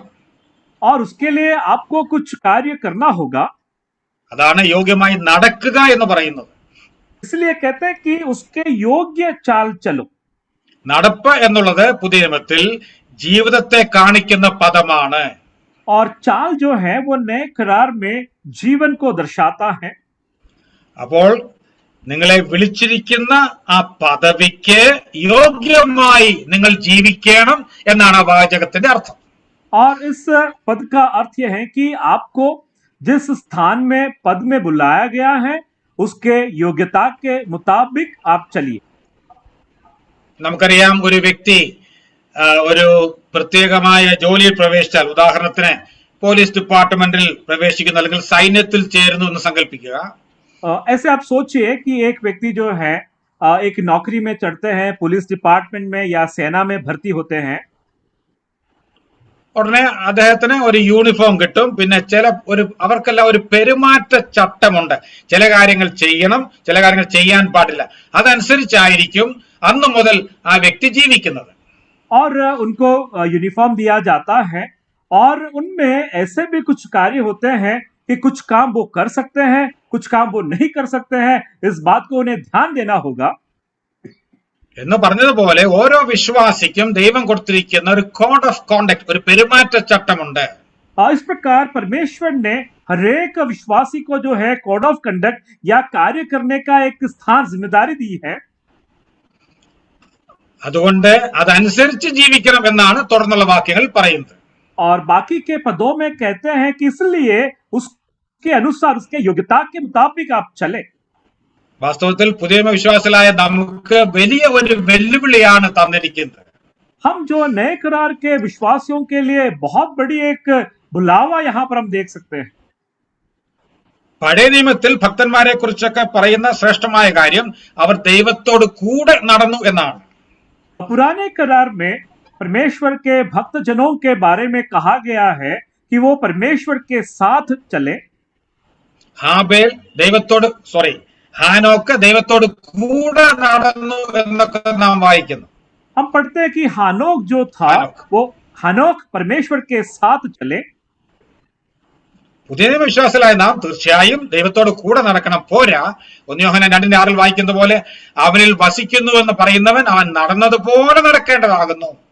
अब नए करार में कहते हैं कि 1 यूहन्ना 2 अध्याय की 6वीं आयत में कहते हैं कि जिस प्रकार हमारा प्रभु चले थे उसके अनुसार हमें चलना होगा. എന്ന് പറഞ്ഞാൽ ക്രിസ്തുവിനെ നാം അനുകരിക്കണം. इसका अर्थ है कि हम मसीह का अनुकरण हम करें. നമുക്കാർക്കും 100% ക്രിസ്തുവിനെ പോലെ ആകുവാൻ ഈ ഭൂമിയിൽ സാധിക്കില്ല. हम में से कोई भी मसीह के समान 100% हम नहीं बन सकते हैं. എന്നാൽ വളരെ ഉന്നതമായ ഒരു സ്റ്റാൻഡേർഡ് ആണ് അനുകരിക്കുവാൻ ദൈവം നമുക്ക് തന്നിരിക്കുന്നത്. परमेश्वर ने हमें जो स्टैंडर्ड दिया है बहुत ऊंच कोटि का एक स्टैंडर्ड है. എപ്പോഴും അതായിരിക്കണം നമ്മുടെ ലക്ഷ്യം. അതിനുവേണ്ടിയാണ് നാം ദിനംതോറും ദൈവകൃപയിൽ ആശ്രയിച്ച് പരിശ്രമിക്കേണ്ടത്. हमारा लक्ष्य वो होना है और परमेश्वर की दया में उस लक्ष्य में हमें आगे बढ़ना है. എബ്രായർ 11:38 ഭക്തന്മാരെ കുറിച്ച് പറയുന്നു, ലോകം അവർക്ക് യോഗ്യമായിരുന്നില്ല. हिब्रू 11 की 38 में कहते हैं कि संसार उनके लिए योग्य नहीं था. ലോകം ഒരിക്കലും നമുക്ക് അനുകൂലമല്ല. संसार कभी भी हमारे लिए योग्य नहीं है. അങ്ങനെ അയോഗ്യമായൊരു ലോകത്തിൽ നമ്മെ വിളിച്ചിരിക്കുന്ന പദവിക്ക് യോഗ്യമായി ജീവിക്കുക, അതാണ് നാം ഏറ്റെടുക്കേണ്ട വെല്ലുവിളി. और हमें इस बात को चुनना है कि अयोग्य संसार के अंदर हमें जो पद मिला है उसके योग्यता के मुताबिक हम चलें. പ്രിയപ്പെട്ടവരെ, വലിയൊരു വെല്ലുവിളിയാണ് എഫേസ്യർ 4:1 നാം കാണുന്നത്. एफएससी 4 और 1 में बड़ा एक बुलावा के बारे में हम देखते हैं. ഒരു ചരിത്ര സംഭവം കൂടെ പറഞ്ഞ് ഞാൻ ഇന്നത്തെ ചിന്തയ്ക്ക് വിരാമം കുറിക്കുവാൻ ആഗ്രഹിക്കുന്നു. एक इतिहास की घटना को बताकर मैं यहाँ पूर्ण करना चाहता हूँ. മഹാനായ അലക്സാണ്ടർ ചക്രവർത്തിയെ കുറിച്ച് നാമൊക്കെ കേട്ടിട്ടുണ്ട്. महान अलेक्जेंडर सम्राट के बारे में हमने सुना. അദ്ദേഹം വളരെ ധീരനായ ഒരു വ്യക്തിയായിരുന്നു. താൻ ജീവിച്ചിരുന്ന കാലത്ത് അന്നത്തെ അറിയപ്പെടുന്ന ലോക രാജ്യങ്ങൾ പലതും താൻ ആക്രമിച്ച് കീഴടക്കി. और वो ऐसा एक राजा था, संसार में बहुत सारे देशों को अपने कब्जे में वो लाए थे. ഒരു ദിവസം തന്റെ പട്ടാളത്തിൽ നിന്ന് ഒരു പടയാളി ഒളിച്ചോടിപ്പോയി. एक दिन जो अपने बटालियन में से अपने सेना में से एक सैनिक भाग गया. മറ്റു പടയാളികൾ അവനെ അന്വേഷിച്ച് കണ്ടെത്തി ഒടുവിൽ വിസ്തരിക്കുവാൻ വേണ്ടി അലക്സാണ്ടർ ചക്രവർത്തിയുടെ മുമ്പിൽ കൊണ്ട് നിർത്തി. और बाकी जो सैनिक जो थे वो जाकर ढूंढ निकाले और इनको सम्राट के सामने पेश किया. അലക്സാണ്ടർ വലിയ ഒരു പീഠത്തിൽ, ഒരു സ്റ്റേജിൽ തന്റെ സിംഹാസനത്തിൽ ഇരിക്കുകയാണ്. और अलेक्जेंडर जो था अपने उस बड़े सिंहासन पर वो विराजमान थे. ഈ കുറ്റവാളിയായി പിടിച്ചുകൊണ്ടുവന്ന പടയാളി താനെ താഴെ നിൽക്കുന്നു. और जो अपराधी जो सैनिक था वो जो पकड़कर लाए वो नीचे खड़ा था. വിസ്താരം ആരംഭിച്ചപ്പോൾ അലക്സാണ്ടർ ചക്രവർത്തി ചോദിച്ച ആദ്യത്തെ ചോദ്യം നിന്റെ പേര് എന്താണ് എന്നാണ്. और जब उसका न्याय कर रहे थे उस समय अलेक्जेंडर जो सम्राट ने पहला सवाल ये किया कि तेरा नाम क्या है. അപ്പോൾ ഈ പടയാളി പറഞ്ഞു, എന്റെ പേര് അലക്സാണ്ടർ എന്നാണ്. और ये सैनिक ने उत्तर दिया, मेरा नाम अलेक्जेंडर है. അവൻ കള്ളം പറഞ്ഞതല്ല, അവന്റെ പേരും എന്തുകൊണ്ടോ അലക്സാണ്ടർ എന്ന് തന്നെ ആയിരുന്നു. वो व्यक्ति ने झूठ नहीं बोला, लेकिन उसका भी नाम अलेक्जेंडर ही था. പിന്നെ യാതൊന്നും ചക്രവർത്തി ചോദിച്ചില്ല. തന്റെ സിംഹാസനത്തിൽ നിന്ന് എഴുന്നേറ്റു താഴെ ഇറങ്ങി വന്ന് ഈ മനുഷ്യന്റെ തോളിൽ തട്ടിയിട്ട് ഇങ്ങനെ പറഞ്ഞു. और इन्होंने और कुछ नहीं कहा. वो अपने सिंहासन से नीचे उतर कर आकर इस सैनिक के कंधे पर हाथ रखकर इस प्रकार कहा, മിസ്റ്റർ അലക്സാണ്ടർ, നിങ്ങൾ ഒന്നുകിൽ നിങ്ങളുടെ പേര് മാറ്റണം, അല്ലെങ്കിൽ പേരിനൊത്ത് ജീവിക്കണം. उन्होंने इस प्रकार कहा, मिस्टर अलेक्जेंडर, एक बात है, अपना नाम बदल दीजिए, वरना नाम के मुताबिक आप अपना जीवन को बिताइए. എന്താണ് ആ പറഞ്ഞതിന്റെ താല്പര്യം, അർത്ഥം? इन्होंने जो कहा उसका अर्थ क्या है? അലക്സാണ്ടർ ചക്രവർത്തിക്ക് ഭയം എന്തെന്ന് അറിയുകയില്ലായിരുന്നു. അലക്സാണ്ടറിന്റെ പേരും ധരിച്ചിട്ട് ഒരു വ്യക്തി യുദ്ധത്തിൽ നിന്ന് ഒളിച്ചോടിപ്പോയാൽ, ഭയപ്പെട്ട് ഒളിച്ചോടിപ്പോയാൽ അത് അലക്സാണ്ടർ ചക്രവർത്തിയെ അപമാനിക്കുന്നതിന് തുല്യമാണ്. अलेक्जेंडर जो था वो डरता नहीं था और एक युद्ध के मैदान से जो भागा वो अलेक्जेंडर का काम नहीं। इसीलिए ऐसा एक नाम जब धारण करते हैं तो वो डर उसको दूर करना होगा। അതുകൊണ്ടാണ് അദ്ദേഹം പറഞ്ഞത്, ഒന്നുകിൽ നീ പേര് മാറ്റണം, അല്ലെങ്കിൽ പേരിനൊത്ത് ജീവിക്കണം. इसलिए उन्होंने कहा, पहली बात है कि यदि आप चाहे तो नाम आप बदल दे, वरना नाम के मुताबिक आप जिए। പ്രിയപ്പെട്ടവർ, ഇന്ന് രാത്രിയിൽ കർത്താവ് നമ്മോട് എന്താണ് സംസാരിക്കുന്നത്? प्रियो, आज की रात परमेश्वर हमसे क्या बात करने के लिए चाहते हैं? നമ്മുടെ പേരെന്താണ്? ക്രിസ്ത്യാനി, ക്രിസ്തു വിശ്വാസി. हमारा नाम क्या है? हम मसीही विश्वासी जन हैं। ക്രിസ്തുവിന്റെ പേരാണ് നാം ധരിച്ചിരിക്കുന്നത്. हमने मसीह के नाम को हमने धारण किया है, पहना हुआ है। നമ്മുടെ കർത്താവ് കരുണയുള്ളവനായതുകൊണ്ട് നമ്മുടെ പേര് മാറ്റണം എന്നൊരു പക്ഷേ പറയുകയില്ലായിരിക്കാം.